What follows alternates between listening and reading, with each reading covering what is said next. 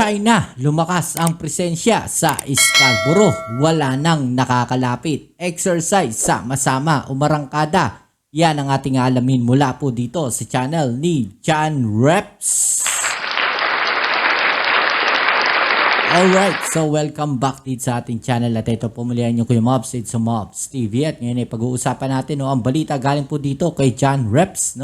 At ito nga mga kababayan, at sinasabi nga po niya na lumakas na ang presensya ng China dyan po sa Scarborough Shoal. Pero syempre bago ang lahat, please don't forget to subscribe po dyan sa channel ni John Reps. Nandiyan sa ibaba ang full video link, i-click nyo lang po at i-subscribe ang kanyang channel at supportahan po natin ang kanyang mga video uploads, right?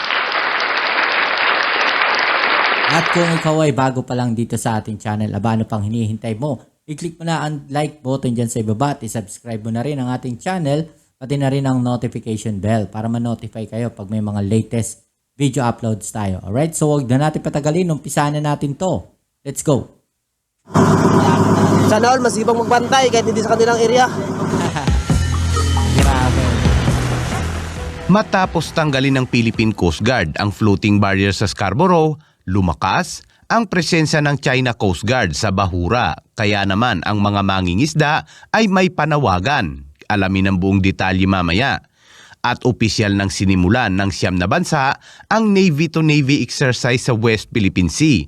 May plano naman ang Department of National Defense na ikinagalit ng China. Kaya't para malaman ang buong detalye ay tumutok at makinig na mabuti. Simulan na natin.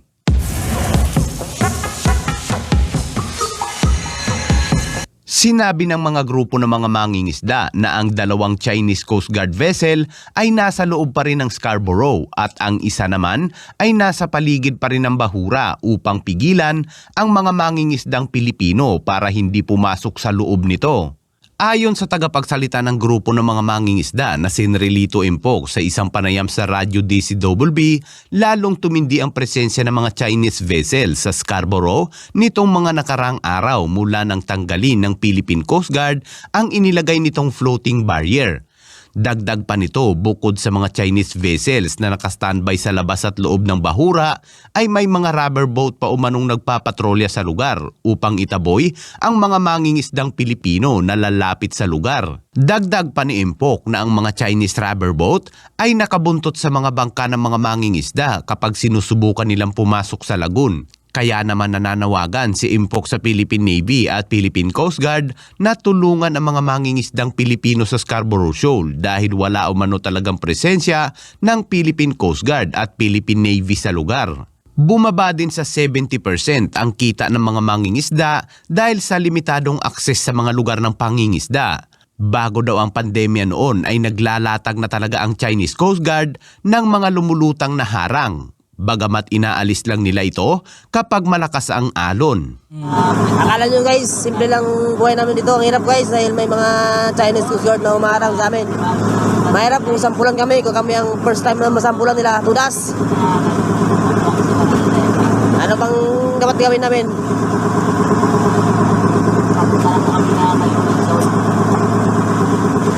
Nine miles na lang para makarating na kami doon.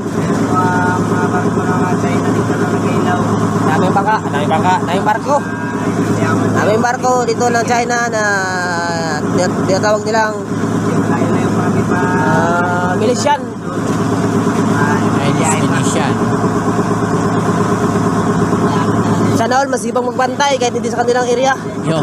Yun ang nagiging problema natin. Sabi nga niya dito, sana all mahilig magbantay kahit hindi sa kanilang area. 'Di ba? So, yun ang nagiging problema natin mga babayan na kahit area natin yan, West Philippine Sea, talagang bibihira tayo na makakita ng Philippine Coast Guard. Diyan sa mga area na yan. Puwera na lang, pagka magkakaroon tayo ng mga resupply mission, 'di ba? So sana yun nga yung sinasabi natin na palaging may nagbabantay sana doon sa mga lugar na yan. Para na po proteksyonan natin yung mga kababayan natin mga mangingisda po dyan. At sa ibang balita naman, umarangkada na kahapon ang Navy-to-Navy exercise na tinatawag na Sama-Sama Exercise 2023. Siyam na bansa ang kalahok sa pagsasanay na ito, ang Amerika, Japan, Australia, France, Canada at United Kingdom. Magiging observers naman ang Indonesia at New Zealand. Wang Xilian. Sinabi ni Ilito na ang mga aktibidad ng hukbong ito ay idinisenyo upang higit pang mapahusay ang mga kakayahan ng Philippine Navy at mga kasamang bansa sa pakikipagdigma sa dagat, kabilang ang mga batayan ng anti-submarine, anti-surface, anti-air at electronic warfare. Kasama sa mga kalahok na tauhan para sa exercise sama-sama ang 733 mula sa Philippine Navy, 632 mula sa American Navy, 244 mula sa Royal Canadian Navy, 169 mula sa Japan, 34 mula sa United Kingdom, at 7 naman sa French Navy, hindi nabanggit ang iba. Samantala, ang mga kalahok na barko naman ay kinabibilangan ng BRP Antonio Luna mula sa Philippine Navy, USS Dewey at USNS Wally Shira ng US Navy, HMS Prey ng United Kingdom, HMCS Vancouver ng Canada at GS Akibuno ng Japan. At hindi lang yan mga kabayan dahil kasama din umano ang mga fixed-wing aircraft at mga helicopter. Sa isang payag ay nauna nang nagmaniobra ang dalawang barko sa West Philippine Sea na BRP Antonio Luna at HMCS Ottawa ng Canada. Ayon sa Amerika, ang exercise ay pagpapakita ng pagkakaisa ng mga bansang sumusunod nila sa International Maritime Law. Bagamat hindi pinangalanan, pangontra daw ito sa mga bansang hindi sumusunod sa rules-based international orders sa West Philippine Sea. I think that it's important that all nations have a right to sail and operate in the West Philippine Sea, free from worrying about being attacked, and attacked is probably a strong word. I would say free from being coerced, free from being intimidated. Balak din ng Department of National Defense na dagdagan pa ang mga base militar sa bansa at interoperability training kasama ang ibang mga bansa. Samantala, binatikos ng China ang Amerika dahil sa tuloy-tuloy na pagpapalaganap ng kanilang alyansa sa militar sa Asia-Pacific region. So dito makikita natin, no, talagang natatakot po sila do sa mga puwersa po, no, na pumapasok especially dito sa Pilipinas. 'Di ba? Natatakot sila, nagagalit sila sa Amerika, no, dahil nagpapalawak ito ng kanilang impluwensya dito sa Asia o sa Asia-Pacific. 'Di ba? Pero tandaan natin, no, kaalyado natin yung mga bansa na yan, no. At talagang kakailanganin natin yung puwersa nila. Okay? So kung hindi nila pangingilagan, no, ito nga Amerika, no, at wala ito dito sa Pilipinas, so hindi tayo sinusuportahan ng Amerika diyan sa West Philippine Sea at yung ibang bansa, so hindi rin tayo susuportahan, baka matagal na tayong sinakop ng China na yan, ano? Real talk lang, 'di ba? Kasi ngayon nga lang 'di ba? Na kahit nandiyan yung Amerika, yung ginagawa nila. 'Di ba? Diyan sa West Philippine Sea, yung mga panghaharas nila sa mga mangingisda natin. No, yung ginagawa nilang operation diyan sa West Philippine Sea. 'Di ba? Inaangkinan nila. At sinasabi nila yung 10 dash line, dati 9 dash line, ngayon 10 dash line na. Diba? So real talk lang, no, talaga nangingilag at natatakot sila at ayaw nila, no, na may ibang bansa na nakikialam dahil alam nila, no, na pagka nakialam yung ibang bansa hindi nila kakayanin. So puro pananakot lang yung kanilang mga sinasabi, no, na bawal kayong ganyan, di ba? Puro pagbabanta lang po yan. Kasama na dito ang karagdagang EDCA site sa bansa.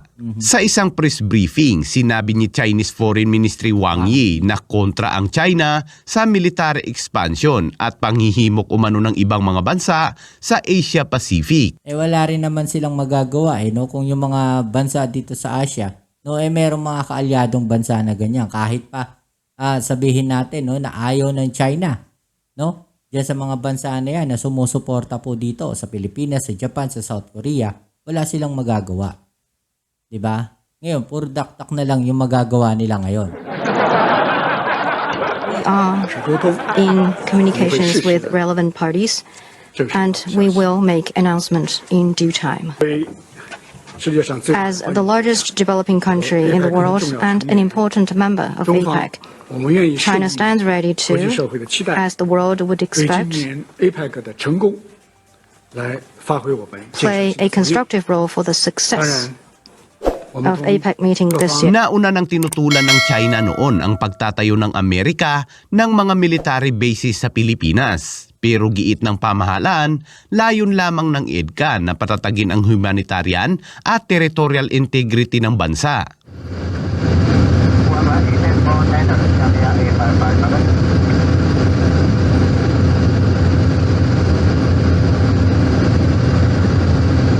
Dito sa ipamangit ay kitang-kitang wala na yung boya na nilatag ng China Coast Guard sa sobrang dito.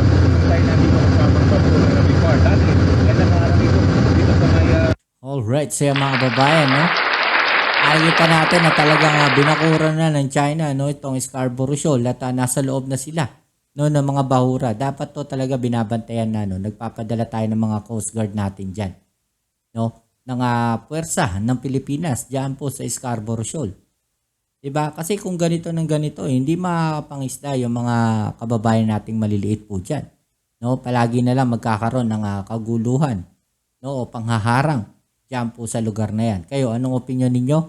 Comment down nyo lang po dyan sa baba at atin yung pag-usapan. At syempre, kita tayo sa ating next video. So, pumilihan nyo kayo mga updates sa Mobs TV. Peace. I'm out.